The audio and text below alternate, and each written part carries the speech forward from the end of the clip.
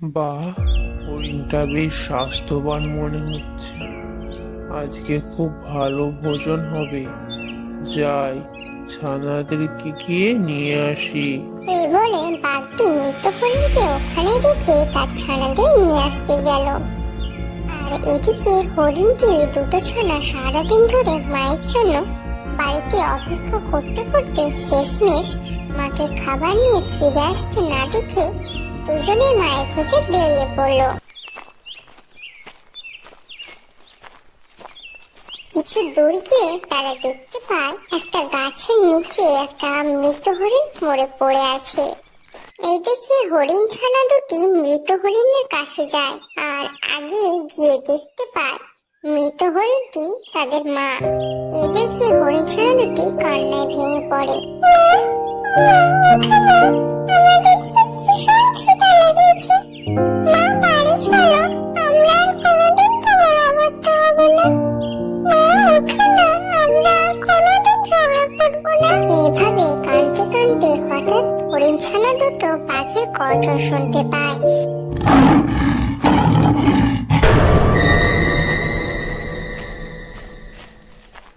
বাঘের গর্জন শুনে হরিণ ছানা দুটো ভয় পেয়ে ঝোপের কাছে লুকিয়ে পড়লো।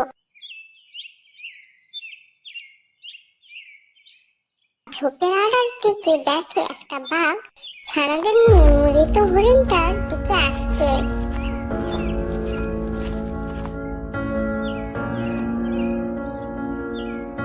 হরিণটির কাছে এসে বাঘটি তাদের ছানাদের বলে, ছানারা, এই মোটা তাজা হরিণটা আমি তোমার জন্য শিকার করেছি। তোমরা আজ পেট ভরে খাওয়া দাওয়া করো। এই বলে বাঘটি তাদের ছানাদের নিয়ে মৃত হরিণটিকে খেতে লাগলো। আর ঝোপের আড়াল থেকে হরিণ ছানা দুটো আরো কাঁদতে শুরু করলো। আমরা যখন আরো ছোট ছিলাম তখন এই বাঘটি আমাদের বাবাকে খেয়েছিল, আজকে আবার আমাদের মাকেও খেয়ে ফেললো। এখন আমরা কি করবো, কার কাছে যাবো? কাঁদতে কাঁদতে হরিণ ছানা দুটো ঠিক করলো তারা এই জঙ্গলের সবচেয়ে বুদ্ধিমান প্রাণী শিয়ালের কাছে গিয়ে বাঘের নামে নালিশ জানাবে। তাই তারা দুজনে শিয়ালের কাছে যাওয়ার উদ্দেশ্যে রওনা দিল।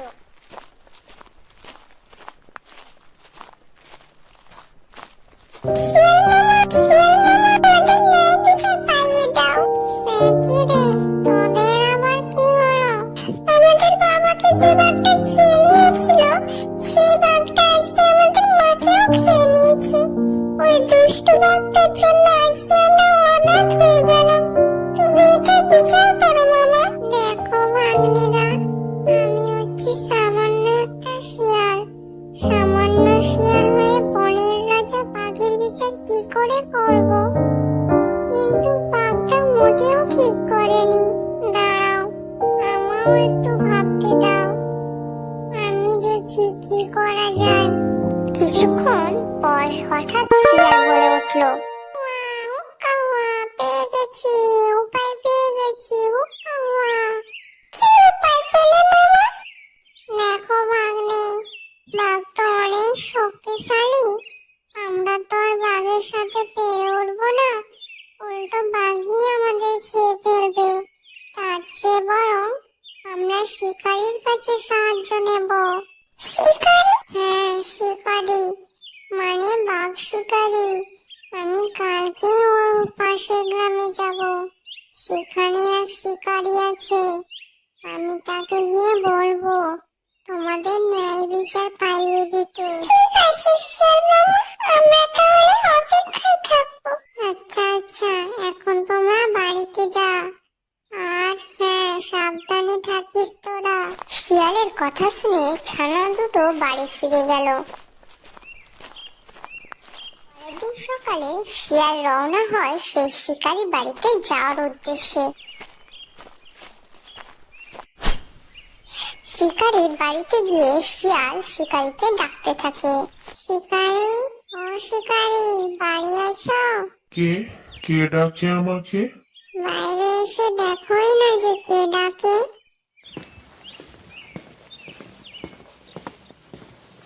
আরে শিয়াল ভাইয়া যে, চিনতে পেরেছো আমাকে? তোমায় চিনবো না? একবার আমায় এক বিশাল গর্ত থেকে বাঁচিয়েছিলে, তোমাকে কি আমি কোনোদিন ভুলতে পারি? তা বেশ, কিন্তু আমি যে তোমার কাছে একটা কাজ নিয়ে এসেছিলাম। কি কাজ বলোই না, আমি যদি তোমার কোনো কাজে আসতে পারি তবে সেটা আমারই সৌভাগ্য। শিয়ালটি শিকারীকে হরিণ ছানা ও বাঘের সব ঘটনা খুলে বলে।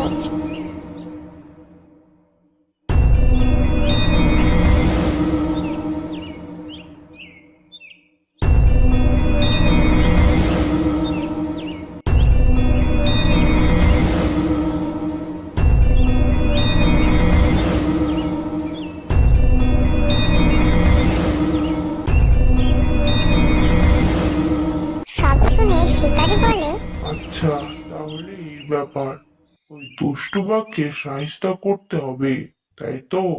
তুমি কোনো চিন্তা করো না, আমি আজ বিকেলে সেই বাঘকে শায়েস্তা করতে যাব। ঠিক আছে, আমি চললাম তাহলে।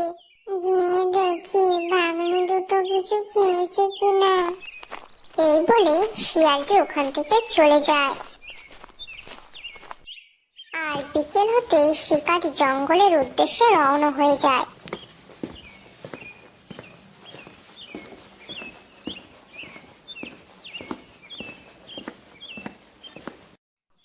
জঙ্গলে গিয়ে খুঁজতে খুঁজতে শিকারী দেখে এক গুহার কাছে বাঘটি একা একা বসে আছে। বাঘটিকে দেখে শিকারী দূর থেকে তীর ছুড়ে। একটা তীর গিয়ে সোজা লাগে বাঘটির পায়ে। আর অমনি বাঘটি খুব জোরে চিৎকার করতে লাগে। আর তখনই শিকারীটি বাঘটার সামনে এসে দাঁড়ায়। বাঘের সামনে আর একটা তীর ধরে বলে, দুষ্টু বাঘ, এই তীরটা এবার একেবারে তোর বুকে গিয়ে গিঁথবে, আমার হাতেই আজ তোর মরণ হবে। দোহাই লাগে শিকারি ভাই, আমায় মেরো না, আমার ছোট ছোটটা ছানা আছে, আমি মরে গেলে ওদের কি হবে? ওরা যে না খেতে পেয়ে মরে যাবে। ছোট ছোট ছানা, হা হা হা। কদিন আগে যে একটা হরিণ মেরেছিলি, সেই হরিণটাও তো ছোট ছোট দুটো ছানা ছিল, ওই ছানা দুটো কিভাবে বাঁচবে ভেবেছিস একবার? এবারের জন্য আমাকে ক্ষমা করে দাও শিকারি ভাই, তুমি আমায় যা শাস্তি দেবে আমি মেনে নেব, কিন্তু আমার ছানাগুলোকে এতিম করে দিও না, আমি হাত জোড় করছি তোমার কাছে। বেশ, তোকে ছাড়তে পারি, তবে একটা শর্ত আছে। এই শর্ত বলো, আমি তোমার সব শর্তে রাজি আছি। যে হরিণটাকে তুই মেরেছিস তার ছানা দুটোকে তোকে লালন পালন করতে হবে, তাদের থাকা খাওয়ার যেন কোনো কষ্ট না হয়, আর অন্য কোনো প্রাণী যেন তাদের আক্রমণ না করতে পারে, সেটার দায়িত্ব তোকে নিতে হবে। আমি রাজি শিকারি ভাই, আমি ওদের কোনো কষ্ট হতে দেব না, কিন্তু তুইও ছানারা যে ওকে খেয়ে ফেলবি না তার নিশ্চয়তা কে দিবে শুনি? আমি কথা দিচ্ছি, আমরা কেউ হরিছানা দুটোকে খাবো না। ঠিক আছে, কিন্তু পরে যদি তুই তোর কথা না রাখিস তাহলে আমার এই তীর সোজা তোর বুকে গিয়ে গিঁথবে।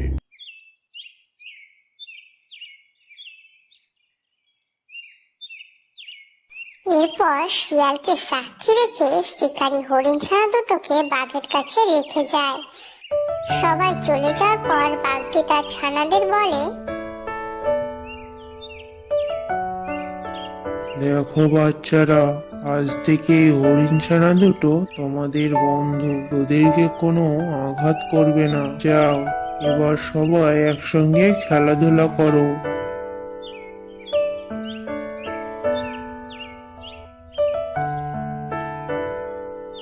ছানারা চলে যাওয়ার পর বাঘটি মনে মনে বলে, হরিণ ছানারা, তোমরা শুধু একটু বড়ই হও না, তারপরে এই গুহায় নয়, আমার এই পেটেই তোমার জায়গা হবে। তারপর এইভাবে অনেকদিন কেটে যায়। ছানারাও বড় হতে থাকে। একদিন বাঘ তাদের ছানাদেরকে ডেকে বলে, শোন, সামনের মাসেই আমার বড় ছানার বিয়ে দেব, আর সেই বিয়েতে সবাইকে হরিণ ছানা দুটোর মাংস খাওয়ানো হবে। তোরা সবাই হরিণ ছানা দুটোকে বেশি করে খাবি, খাইয়ে খাইয়ে মোটা তাজা বানাবি। কিন্তু খবরদার, এ কথা যেন কোনোভাবেই পাঁচকার না হয়। কিন্তু আড়াল থেকে হরিণ ছানা দুটো বাঘের সব দুষ্ট বুদ্ধি শুনে নেয়। সব শুনেও তারা বাঘের গুহা থেকে পালিয়ে না গিয়ে সেখানেই থাকে। শিকারি ও শিয়ালের কাছেও কোনো নালিশ জানায় না। এর কিছুদিন পর একদিন বাঘটি ব্যথায় কাতরাতে কাতরাতে গুহায় আসে। আহ আহ মরে গেলাম রে, পায়ের ব্যথায় মরে গেলাম। তোমার কি হয়েছে বাঘ মামা? তুমি এভাবে চিৎকার করছো কেন? আরে চিৎকার কি আর সাধে করছি, আমার পায়ে যে বিষাক্ত কাটা ফুটেছে, ব্যথায় আমার সারা শরীর কাঁপছে। কোথায় দেখি দেখি? এই কি? যে বিষাক্ত জংলি গাছের কাঁটা! এই কাঁটার আঘাতে মানুষও মারা যায়। আহ এখন উপায়, আমি যদি মরে যাই আমার ছানাদের কি হবে? তুমি একদম চিন্তা করো না বাঘ মামা। আমি এক ধরনের ঔষধি গাছ চিনি। ওই গাছের পাতার রস পিষে তোমার ক্ষতস্থানে লাগিয়ে দিলে তোমার ক্ষতস্থান সেরে যাবে আর বিষও কেটে যাবে। কোথায় পাবো সে গাছ? কে এনে দেবে আমাকে? আমি যাবো বাঘ মামা। এই জঙ্গলে শেষ মাথায় আছে সে ঔষধি গাছ। আমি আজই যাবো তোমার জন্য এই ঔষধি গাছ আনতে। এই বলে হরিণ ছানাটি ঔষধি গাছের সন্ধানে জঙ্গলের শেষ মাথায় যায়। আর আরেকটি হরিণ ছানা বাঘের সেবা যত্ন করার জন্য গুহাতেই থেকে যায়। এভাবে দুদিন কেটে যায়। বিষের প্রভাবে বাঘের পা পচতে শুরু করে আর হরিণ ছানার কোনো খবর নাই। বাঘটি মনের দুঃখে ভাবতে থাকে, এটা আমার পাপেরই ফল। হরিণ ছানা দুটোর দায়িত্ব নিয়ে আমি এদেরকে মেরে ফেলার ফন্দি করেছিলাম, এই জন্যই আল্লাহ আমাকে এত বড় শাস্তি দিচ্ছে। আমি হয়তো আর বাঁচবো না। এসব কিছু ভাবতে ভাবতে বাঘের দু চোখ দিয়ে পানি ঝরতে থাকে। ঠিক সেই সময় হরিণ ছানাটি ঔষধি গাছ নিয়ে হাজির হয়। মামা, এই দেখো ঔষধি গাছ। এটা লাগিয়ে নিলে তোমার ব্যথা এখনই সেরে যাবে। হরিণ ছানা দুটো বাঘের পায়ে ঔষধ গাছের পাতার রস লাগিয়ে দেয়। তারপর ধীরে ধীরে বাঘের পায়ের ক্ষতস্থান ঠিক হতে লাগে। একসময় বাঘের পা সম্পূর্ণ সুস্থ হয়ে যায়।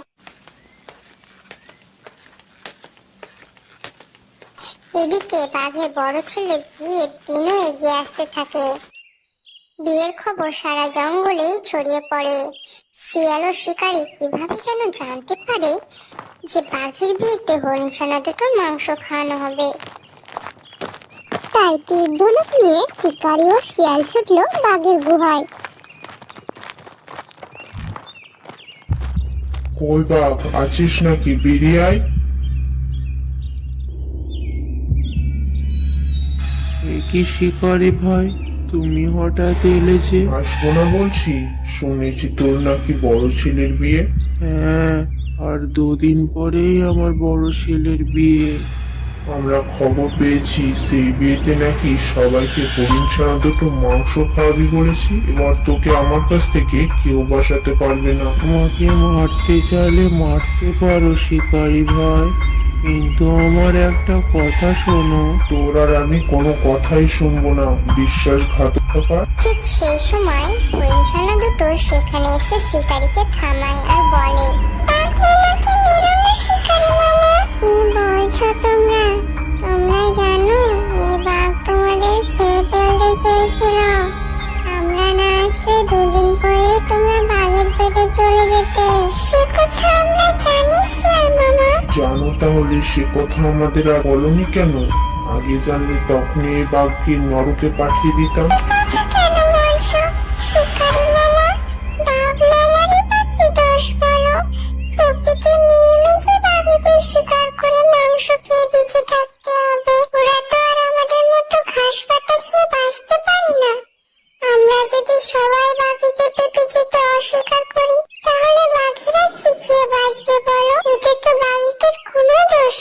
হরিণ ছানা দুটোর কথা শুনে শিয়াল, শিকারী, বাঘ এরা তিনজনে ভীষণ অবাক হয়ে যায়। বাঘটি বলতে থাকে, শিকারি ভাই, আমাকে ক্ষমা করে দিও। আমি সত্যি সবসময় হরিণ ছানা দুটোকে খেয়ে ফেলতে চেয়েছি। এটাও ঠিক, আমার ছেলের বিয়েতে ওদের মাংস খাওয়াবো বলে ঠিক করেছিলাম। তো কিছুদিন আগে যখন আমি অসুস্থ হলাম, তখন এই হরিণ ছানায় দুটো দিনরাত সেবা করে আমাকে সুস্থ করে তুলেছে। সেদিন আমি বুঝতে পেরেছি যে ওরা আমাকে কতটা ভালোবাসে। আমি ওদের মা বাবাকে মেরেছি, তারপরে ওরা আমাকে খুব যত্ন করেছে, সুস্থ করে তুলেছে। আমাকে ক্ষমা করে দিস রে তোরা। আমি সত্যিই পাপী, কিন্তু তোরা খুব ভালো রে। তোদের আমি মারতে চাইতাম, কিন্তু এখন আর চাই না। ধরা পড়ে এখন মায়া কান্না কাঁদছিস? তুমি চাইলে এখনো আমাকে মেরে ফেলতে পারো শিকারি ভাই, কারণ আমি স্বীকার করছি যে আমি ভুল করেছি। কিন্তু আমি যে সত্যিই আমার ভুল বুঝতে পেরেছি, সেটা বিশ্বাস না হলে গুহার পেছনের দিকটা দেখে এসো, যেখানে বড় বড় দুটো গরু বাঁধা আছে। আমার ছেলের বিয়েতে খাওয়াবো বলে নিয়ে এসেছি। হরিণ ছানা, শিকারী, শিয়াল গুহার পিছে গিয়ে দেখে সত্যি সত্যি সেখানে দুটো গরু বাঁধা আছে। হরিণ ছানা দুটো বুঝতে পারে বাঘ তাদের সত্যি মন থেকে ভালোবাসতে শুরু করেছে। এরপর হরিণ ছানা দুটি বাঘের কাছে যায়, আর এভাবেই বাঘ তার সন্তানদের মতো হরিণ ছানা দুটো লালন পালন করতে থাকে। ভিডিওটি ভালো লাগলে এরকম ভিডিও আরো পেতে আমাদের চ্যানেলকে